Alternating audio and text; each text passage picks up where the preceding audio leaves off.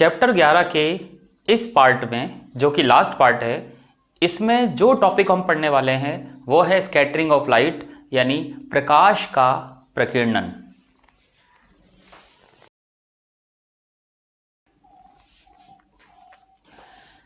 प्रकाश का प्रकीर्णन। प्रकाश के प्रकीर्णन से पहले हम एक बहुत पुरानी बात पर चर्चा करते हैं। इस चैप्टर के शुरू में हमने देखा था कि हमें वस्तुएं इसलिए दिखाई देती हैं क्योंकि उन पर लाइट गिरती है। जब उन पर लाइट गिरती है, वो लाइट हमारी आंख में आती है, तब हमें दिखाई देती है। लेकिन एक सवाल है, क्या हम लाइट को देख सकते हैं? इस सवाल को और अधिक समझने के लिए एक छोटी सी एक्टिविटी देखते हैं। एक्टिविटी देखने के लिए आप आई बटन पर क्लिक कीजिए। इस एक्टिविटी को देखने के बाद हम समझ सकते हैं, लाइट अगर किसी मीडियम से गुजर रही है, वो हमें दिखाई तभी देगी जब मीडियम के छोटे छोटे पार्टिकल से वो टकराएगी। हमने देखा, साफ पानी में या साफ हवा में हमें पता ही नहीं चलता कि लाइट वहाँ से पास हो रही है। लेकिन हम ऐसा पानी लिया जो थोड़ा गंदा है, हमने दूध की बूंद डाल के उसको थोड़ा सा बदल दिया। दूध की बूंद पानी को एक कोलॉइडल सॉल्यूशन में बदल देती है, तो वहाँ पार्टिकल थोड़े से बड़े हो जाते हैं और लाइट ऐसे पार्टिकल से टकराती है और बिखर जाती है। लाइट का इसी तरह से छोटे पार्टिकल से टकराकर बिखरना ही स्कैटरिंग कहलाता है।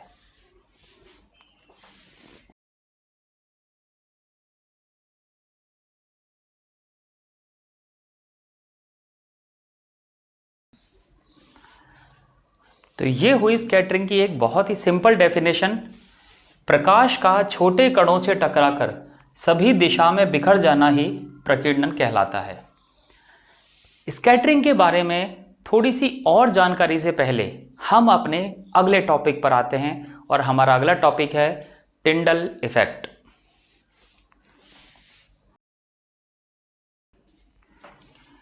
टिंडल प्रभाव। आपने बहुत बार देखा होगा अपने ही घरों में, सुबह के टाइम जब घर में हम झाड़ू इत्यादि लगाते हैं, डस्टिंग के टाइम पर, तो सब जगह धूल धूल उड़ जाती है। उस समय घर में कहीं किसी छेद से अगर कहीं सनलाइट आ रही हो, तो वो पूरी धूल में सनलाइट का पाथ हमें दिखाई देता है।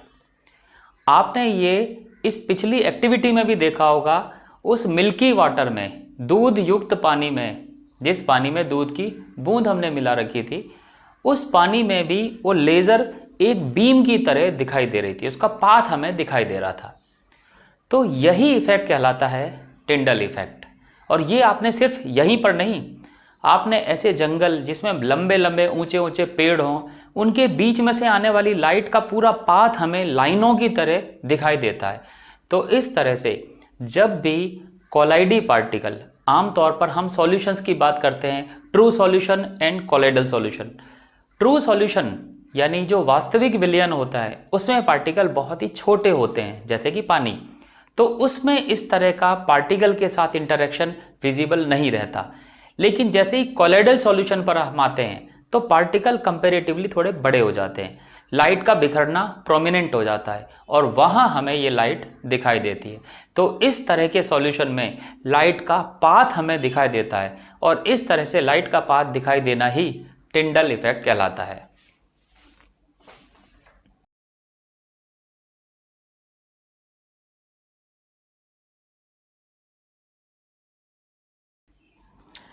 हमने लिखा है, स्कैटरिंग के कारण लाइट का पाथ विजिबल होने लग जाता है और उसी को हम बोलते हैं टिंडल इफेक्ट। टिंडल इफेक्ट के बाद हम स्कैटरिंग को थोड़ा सा और समझते हैं कि स्कैटरिंग में लाइट का जो बिखरना है वो किस तरह से होता है। हम यहाँ देख चुके हैं, सफ़ेद प्रकाश में 7 रंग होते हैं। विबग्योर से हम उसको रिप्रेजेंट करते हैं, हिंदी में उसको बोलते हैं बेनी आह पिनाला।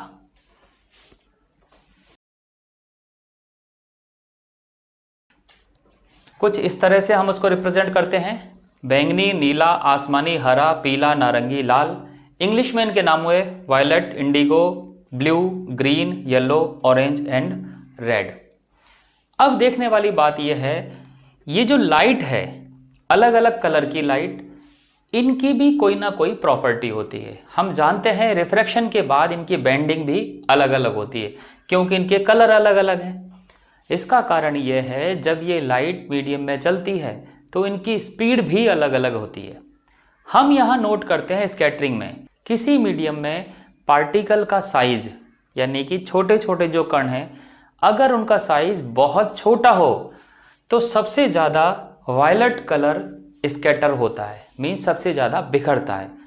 अगर पार्टिकल का साइज बड़ा होता चला जाए तो ये बाकी के कलर ज़्यादा बिखरने लग जाते हैं। साइज बड़ा होने पर सबसे ज़्यादा रेड कलर बिखरता है। बिखरता मीन्स उसका प्रकीर्णन होता है, उसकी स्कैटरिंग होती है। और अगर पार्टिकल का साइज और भी बड़ा हो जाए तो फिर वायलेट से लेकर रेड तक सारे बिखरने लग जाते हैं। इसका मतलब है फिर हमें वाइट लाइट ही नज़र आने लग जाती है। इस चीज़ को नोट कर लेते हैं।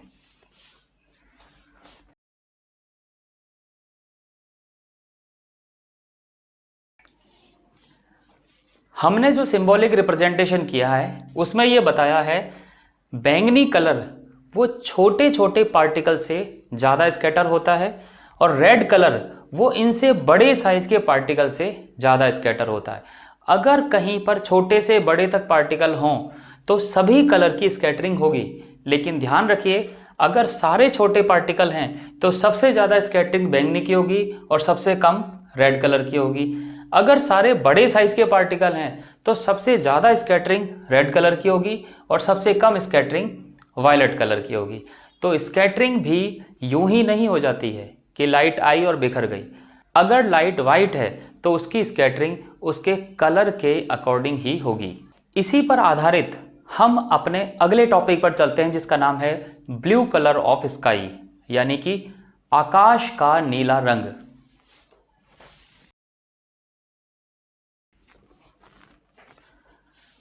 इस टॉपिक में एक बात और सोचने की है, क्या सिर्फ आकाश का रंग नीला ही होता है? आकाश का रंग हमें अलग अलग समय पर अलग अलग तरह का दिखाई देता है। हम एक एक करके सबकी बात करते हैं। जब मौसम एकदम साफ हो, किसी तरह के बादल नहीं छाए हुए हों, बहुत ज़्यादा आंधी तूफान भी नहीं हो और वातावरण में मिट्टी के कण ना हो, तो हम कह सकते हैं उस समय एटमॉस्फेयर में स्मॉल पार्टिकल्स होते हैं। हमें तो दिखाई देते ही नहीं है। वो स्मॉल पार्टिकल जब सनलाइट को स्कैटर्ड करेंगे तो सबसे ज़्यादा कलर जो स्कैटर होगा वो होगा वायलेट कलर, उससे कम होगा इंडिगो, उससे कम होगा ब्लू, उससे कम होगा ग्रीन, और नीचे करते करते ये और भी कम होते चले जाएंगे। तो कहने का मतलब ये है, जब भी मौसम साफ होता है तो हमें आसमान नीला क्यों दिखाई देता है? क्योंकि बैंगनी, नीला, आसमानी ये वाले कलर सबसे ज़्यादा स्कैटर होते हैं और यही कलर हैं जो चारों तरफ बिखरे रहते हैं। तो हमारे पास जो लाइट पहुंचती है वो इन कलर से रिलेटेड ही पहुंचती है। तो इनका सबका मिक्सचर कुछ नीले नीले रंग का होता है, इसी वजह से हमें आसमान नीला दिखाई देता है। तो हम ये नोट कर सकते हैं आसमान का नीला रंग क्यों होता है? क्योंकि वातावरण के कण साफ मौसम में छोटे होते हैं और छोटे होने की वजह से वो नीला रंग ज़्यादा स्कैटर्ड करते हैं। नीला रंग मतलब बैंगनी, नीला, आसमानी, ये सभी कलर का मिक्सचर जो है वो सबसे ज़्यादा स्कैटर होता है और यही कारण है कि हमें आसमान नीला दिखाई देता है। अब हम बात करते हैं, कोई व्यक्ति अगर बहुत ज़्यादा ऊंचाई पर चला जाए जहाँ पर एयर पार्टिकल हो ही नहीं, तब क्या होगा? थोड़ी देर के लिए हम उस पुरानी एक्टिविटी पर विचार करते हैं। उस एक्टिविटी में मान लिया हम इस मीडियम में खड़े हैं, आपके लेफ्ट में और आपके राइट में हम यहाँ कोई दीवार बना देते हैं और बीच में जहाँ हम खड़े हैं वहाँ पर कोई मीडियम नहीं है। लाइट बाहर से आई, इस मीडियम से निकली और आर पार चली गई। इस मीडियम में हमें लाइट तभी दिखाई देगी जब कोई डस्ट पार्टिकल बीच में होगा, जो लाइट से टकराएगा, लाइट की स्कैटरिंग होगी और हमारी आंखों में लाइट पहुंचेगी। लेकिन अगर कोई पार्टिकल नहीं है तो क्या होगा? तो हमें लाइट नज़र नहीं आएगी। तो इसी तरह से कोई व्यक्ति अगर आसमान में बहुत ऊपर चला गया है, हम कह सकते हैं कि अंतरिक्ष में चला गया है, तो उसको वहाँ सब कुछ काला नज़र आएगा, क्योंकि जितनी लाइट वहाँ आसपास से गुजर रही होगी वो किसी पार्टिकल से टकराकर कोई स्कैटरिंग नहीं करने वाली है, इस वजह से उसको सब कुछ काला नजर आएगा। इसी तरह से हम समझ सकते हैं जितने भी ऐसे निशान होते हैं जो किसी खतरे के निशान को रिप्रेजेंट करते हैं, वो सब रेड कलर के ही क्यों बनाए जाते हैं, हम समझ सकते हैं। हम चाहते हैं कि रेड कलर उस व्यक्ति को भी दिखाई दे जो बहुत दूर है, बहुत दूर से उसको पता लग जाए कि कोई खतरा है। आपने ये भी नोट किया होगा, हम ज़मीन से जब भी कभी एरोप्लेन देखते हैं जो कि काफ़ी हाइट पर होता है, तो आमतौर पर हमने नोटिस क्या किया है कि उसकी लाल लाइटें उसमें जल रही होती है। तो क्या उसमें और कलर की लाइट नहीं होती है? इस बात को ज़रा सा डिस्कस करते हैं। हम देखते हैं रेड कलर वो है जो लार्ज साइज के पार्टिकल से ज़्यादा स्कैटर होता है। कहने का मतलब ये है, मान लो निशान बहुत ज़्यादा दूरी पर है, तो हमारे पास तक आते आते उसको कई तरह के मीडियम मिल जाएंगे, जिसमें छोटे पार्टिकल भी होंगे, बड़े पार्टिकल भी होंगे। अगर उसमें हर तरह के पार्टिकल हैं, तब भी हम जानते हैं रेड कलर ही है जो सबसे लास्ट में स्कैटर होता है। यानी कि ये हमारे पास तक पहुंच जाने तक स्कैटर नहीं होगा, और ये जब बिखरेगा हमारे पास आके तो हमें सिर्फ एक कलर ही नजर आएगा, वो है रेड। तो जब भी हम चाहते हैं कि कोई लाइट बहुत दूर तक दिखाई दे तो हम उसमें रेड कलर इस्तेमाल करते हैं। कंपैरेटिवली लार्ज साइज के पार्टिकल से होगी, इसका मतलब है ये सबसे कम स्कैटर होगा और हमारे पास तक पहुंचते पहुंचते वो बचेगा और हमें दिखाई देगा।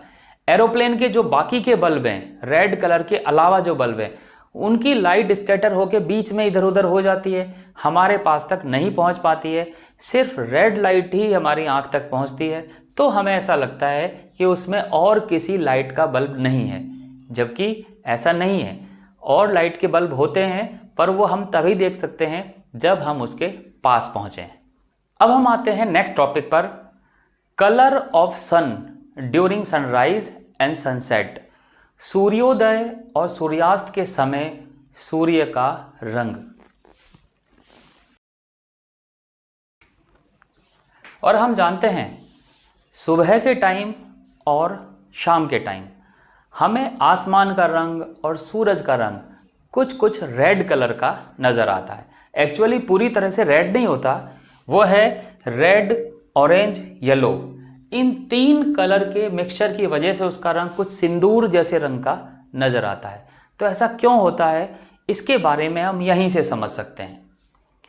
सनराइज और सनसेट के टाइम जो सूर्य है वो हमसे सबसे ज़्यादा डिस्टेंस पर रहता है। मीन्स पहली बात है दूरी ज़्यादा। दूसरी बात, उस समय एटमॉस्फेयर की डेंसिटी सुबह के समय और शाम के समय वातावरण में ओस के पार्टिकल बहुत सारे रहते हैं, ड्यू, वाटर वेपर बहुत सारा रहता है, और मिट्टी भी उस शाम के समय रहती है। यानी कि वातावरण जो है काफ़ी डेंस रहता है। ऐसे वातावरण में सफ़ेद लाइट चलती है और हम तक पहुंचती है, तो सिर्फ एक ही रंग है जो हमारे तक पहुंच सकता है, वो है रेड।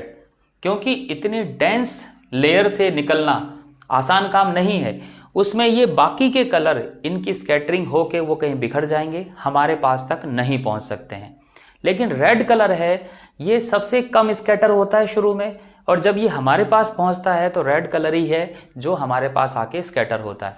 तो उस समय सबसे कम स्कैटर हुआ रेड, उससे ज़्यादा हुआ ऑरेंज, उससे ज़्यादा हुआ येलो। तो इस तरह से बिना स्कैटरिंग के जो हमारे पास तक पहुंचा वो ये वाला पोर्शन पहुंचा। तो इस तरह से पीला, नारंगी, लाल, ये सब मिलने के बाद हमारे पास जो कलर पहुंचा वो कुछ सिंदूरी टाइप का कलर पहुंचा। और यही कारण है सनराइज और सनसेट के समय सूरज का रंग लाल लाल दिखाई देता है। एक बार और यहाँ पर जानने की है, दिन के समय तो सूरज सफ़ेद दिखाई देता है, शाम को ही वो क्यों लाल हो जाता है? तो इसका बहुत सिंपल सा कारण है। दिन के समय पहला पॉइंट, सूरज हमारे नज़दीक होता है, इसलिए गर्मी भी ज़्यादा रहती है और डिस्टेंस सूरज की उस समय कम होती है। शाम के समय उसकी डिस्टेंस ज़्यादा होती है।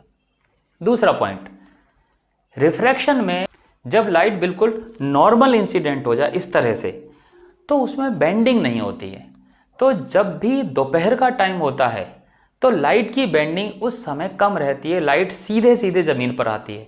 तो रिफ्रैक्शन का जो इफेक्ट हम देख पाते हैं तिरछी लाइट में, वो पहली बात वहाँ पर कम होता है। स्कैटरिंग उस समय ऑलमोस्ट सभी कलर की बराबर बराबर रहती है। तो इस वजह से जब सारे कलर सेम टाइप से स्कैटर हो रहे हैं कम डिस्टेंस होने की वजह से, तो सारे कलर मिलके हम सफ़ेद रंग ही देख पाते हैं। यही कारण है कि दोपहर के टाइम पर उसकी कम डिस्टेंस होने की वजह से स्कैटरिंग उतनी ज़्यादा प्रभावी नहीं हो पाती है, तो हम उसका सफ़ेद कलर ही देख पाते हैं। लेकिन शाम को उसका कलर कुछ रेडिश नज़र आता है। ये समझने के लिए कि वाइट लाइट किस तरह से रेड लाइट में बदल जाती है, हम एक छोटी सी एक्टिविटी करके देख सकते हैं। एक्टिविटी जानने के लिए आप आई बटन पर क्लिक करके वो एक्टिविटी देख सकते हैं। तो आपने देखा इस एक्टिविटी में हमने जाना कि किस तरह से एक वाइट लाइट उस सॉल्यूशन में से निकली, जिस तरह से हमारा एटमॉस्फेयर है सूरज से लेकर अर्थ तक का। तो उस एटमॉस्फेयर में चलते चलते एटमॉस्फेयर इतना लंबा है कि सनलाइट जैसी स्ट्रॉन्ग लाइट भी हमारे पास आते आते सिर्फ रेड लाइट में ही बदल जाती है। बाकी सारे कलर स्कैटर होके इधर उधर गायब हो जाते हैं और हमारे पास इस पूरे स्पेक्ट्रम का सबसे नीचे वाला पोर्शन ही पहुंचता है। तो ये था chapter human I and colourful world.